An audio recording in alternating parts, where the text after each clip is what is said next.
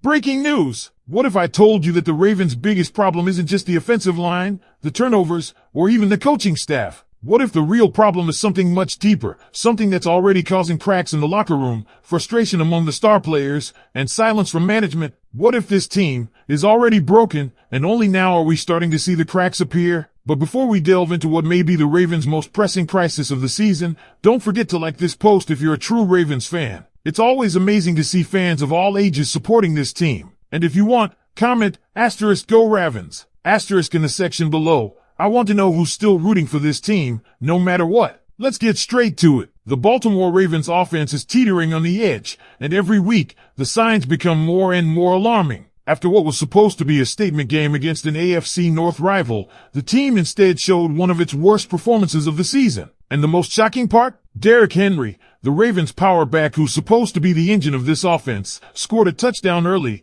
and then basically disappeared. With 22 minutes left in the half, he got only 2 more touches. Not because of injury, not because of bad matchups, just because. In the same game, Keaton Mitchell, a rising star with game-breaking speed, was also taken out of the offensive rotation. So who became the workhorse? Undrafted rookie Rasheen Ali. While Ali showed some promise, fans and analysts alike are left scratching their heads. What was the game plan? Why take away your most proven weapons in a divisional showdown? Derrick Henry addressed the media after the game, holding back his frustration. His composure was admirable, but it was clear he wanted to say more. You could see it in his face. He knows the team isn't functioning the way it should. He's not the kind of player to whine to the media, but you can feel the message between the lines. Something's broken in this offense, and nobody seems to be fixing it. Then there's Lamar Jackson. 5 turnovers in one game. 2 fumbles by Lamar. A fumble by Zay Flowers. Another by Isaiah Likely. And a brutal interception. The offense can still move the ball, there were flashes,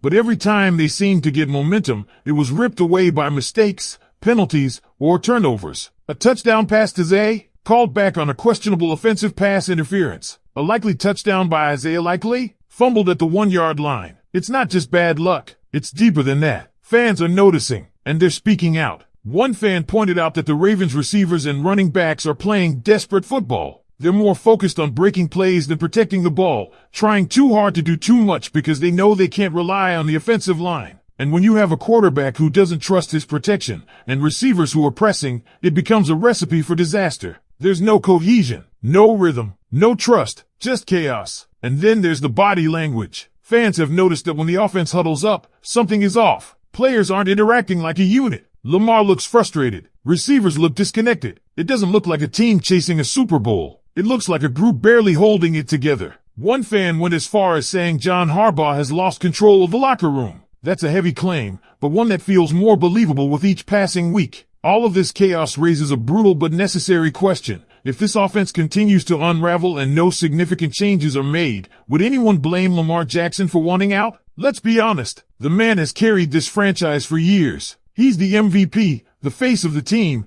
the most electric quarterback in the league. But he's been hit too many times, dragged down by poor offensive line play, and forced to improvise week after week. If Baltimore continues to run him into the ground without giving him protection, without giving him a reliable structure, without showing urgency in fixing this offense, why would he stay? And what about Derrick Henry? He's on a 1-year deal. If this team continues to misuse him like they did against the Bengals, why would he come back? This isn't about money anymore. It's about respect. It's about direction. It's about whether this organization truly values its stars, or if it's stuck in a cycle of trying to patch holes instead of making real fixes. GM Eric DeCosta is now under fire. Fans are fed up with the reliance on late-round picks who haven't developed, resigning Rashad Bateman without major production to show for it, failing to bring in a true WR1 to pair with Zay Flowers, depending on aging veterans like Kyle Van Noy to anchor the pass rush. One fan even said, "Stop trading and drafting nobodies." But it goes higher than that. Some fans believe owner Steve Bisciotti is content just making money,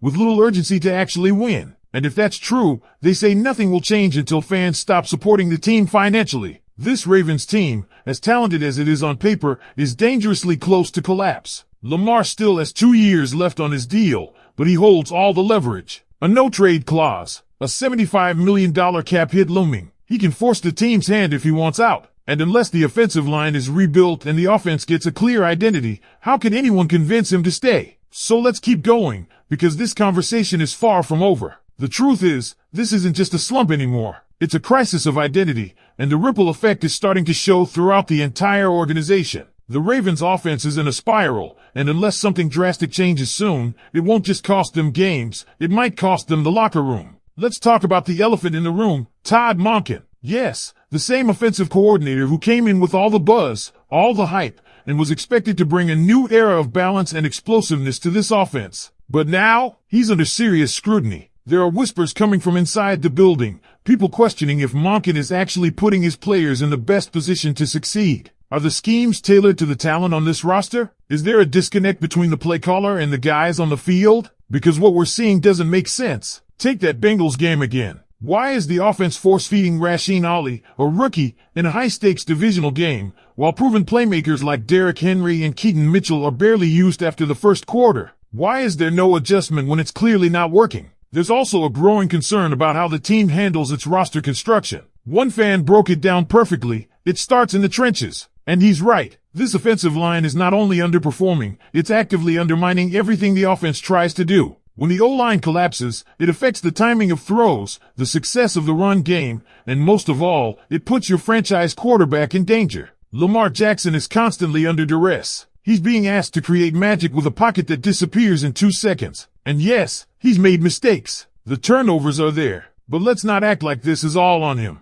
Even the greatest quarterbacks can't succeed when they're running for their lives every play. And then there's the wide receiver room. Zay Flowers is electric, no question about it. But fans are starting to wonder, can he really be a true WR1? His size and hands have come under scrutiny, and without a big-bodied complement, the passing game lacks that physical presence. Rashad Bateman has been inconsistent, with long stretches of silence. Tez Walker shows potential as a vertical threat, but he's still raw. And DeAndre Hopkins? He's barely being used at all. Where's the identity? Where's the vision? What's worse is that this roster is not built for long-term success in its current form. Derrick Henry is on a 1-year deal. Lamar is just 2 more years and all the leverage in the world. Zay and Linderbaum are still on rookie contracts, but a looming cap crisis is on the horizon. And once again, GM Eric DeCosta will be forced to play his favorite game, trying to fill major holes with bargain bin signings and late-round draft picks. That's not going to cut it, and fans know it. One fan, with a brutally honest take, said that unless Bisciotti feels financial pressure, nothing will change. That's how deep the frustration has gotten. The Ravens are no longer viewed as the franchise with a clear plan and a winning culture. Right now, they look like a team stuck in the middle. Not bad enough to bottom out. Not good enough to truly contend. And that leads us to the scariest scenario of all. What if Lamar Jackson starts to believe he can't win here? We've seen his interviews. We've seen the way he carries himself after these brutal losses. He's always been team first, always been loyal. But everyone has a breaking point. And if Lamar starts to feel like he's wasting his prime behind a crumbling offensive line with no consistent weapons or structure, then the Ravens better be ready for some hard conversations. Because let's not forget, Lamar holds a no-trade clause. He has a $75 million cap hit coming. The team can't just